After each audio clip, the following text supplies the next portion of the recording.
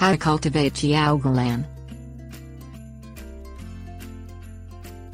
Jiaogulan is an herb native to China and other parts of Asia. It has been grown and cultivated for many centuries, loved by locals there for its medicinal properties. Jiaogulan is thought to help with the immune system, cholesterol difficulties and motion sickness. Cultivating Jiaogulan, like many other herbs, is a process of constant climate control and careful soil care. Protecting the root system and proving warmth and enough water are key to keeping Jiaogulan healthy and productive. Things you will need: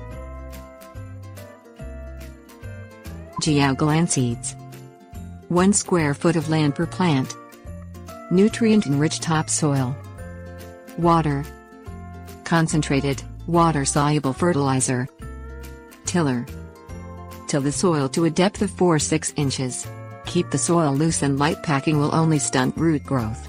Add the topsoil evenly to give the plants a healthy beginning. Moisten the ground lightly, do not let it get soggy or sticky. Dig a 3-inch wide hole, 6 inches down. Place these holes 1 per 12 inches. Set the seeds into the ground, only after you are sure there will be no more frosts, and cover with excess soil. Water the soil only once per week.